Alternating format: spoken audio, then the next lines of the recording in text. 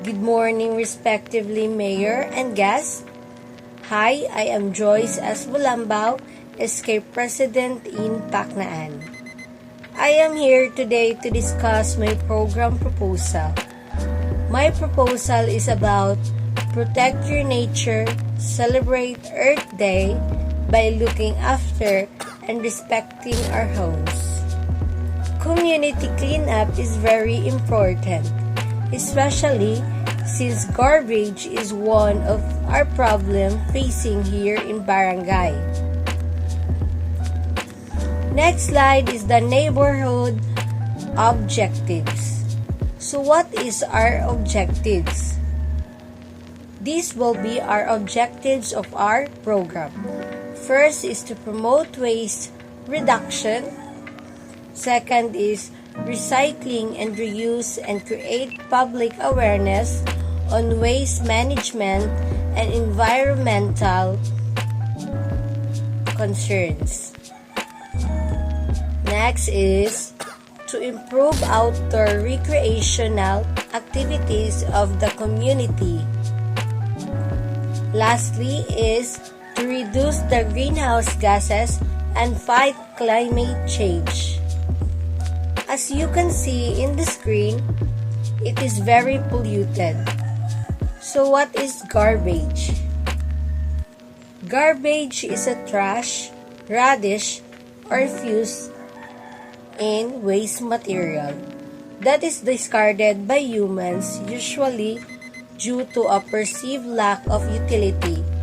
The term generally does not encompass bodily waste production, purely liquid or gaseous waste, or toxic waste products. So this will be the solution of our program. The benefits of our program will be like this. So this will be the solution. Garbage dumping. Cost. First is the excessive amount of waste.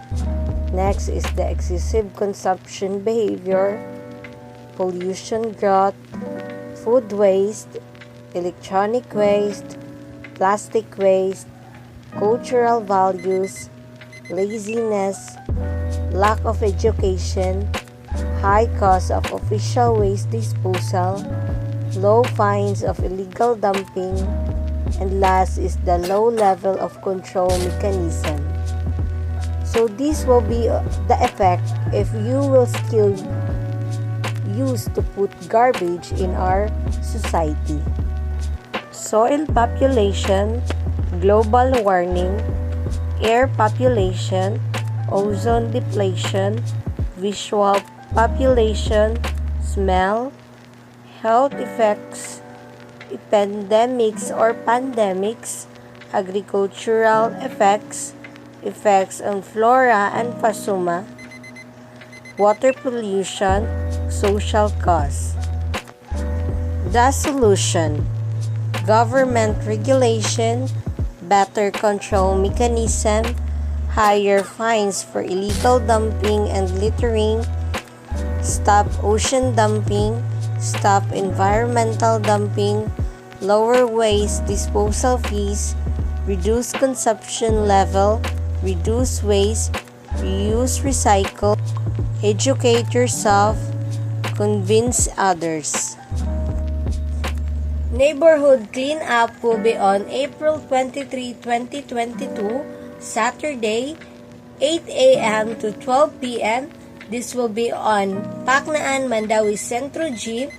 So expected there will be free snacks, lunch, and water. So who will be our target? The target of our program will be all the residents in Pacnaan and the youth.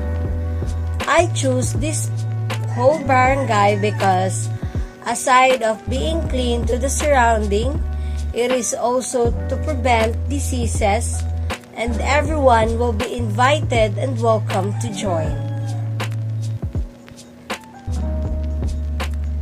The government will be involved this activity, especially the officials and captain.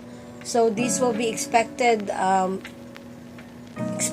guests in our program, barangay captain, barangay officials, SK officers, FUZU officers, barangay Paknaan Council, and Ernie Abila, our Speaker of the Earth Awareness. Cleanup Drive. What? Cleanup Drive. When? April 23, 2022, 8 a.m. to 12 p.m. There will where in the Centro. All barangay will benefit from a healthier environment if lifer waste and rubbish are properly disposed. So the activity major goal is to raise public awareness about the link between health and the environment. Residents in Paknaan are very important of this activity for the service, and it will lessen the garbage in our community. So the timeline of our program will be like this. Timeline.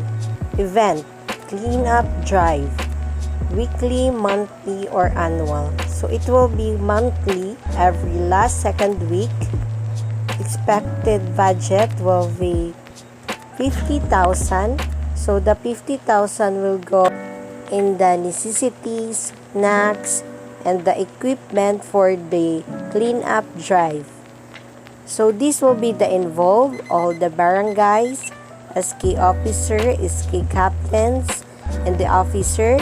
Tanod will be the guidance of our program, and all the residents in Paknaan, Mandawi City. This will be the program flow.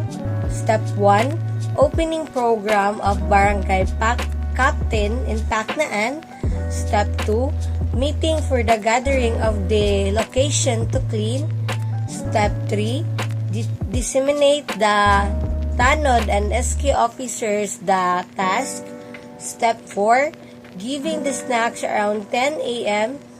Step 5, closing program. And step 6, giving the pack lunch. The healthier our ecosystem are the healthier planet and its people. Restoring our damaged ecosystem will help to end poverty, combating climate change, and preventing mass extinction. Cleanup drive is very important to us to protect of the environment in a critical component of how children develop a healthy sense of self, as well as responsibility of their surroundings and real-world skills.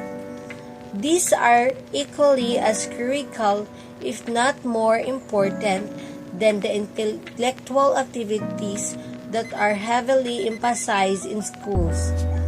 I hope I encourage you, Mayor, to allow my program because cleanup drive is very important. Our quotes for today: clean communities, healthy citizen. Thank you for listening. Hope I encourage you, mayors, and all the guests. Have a nice day. God bless you us forever.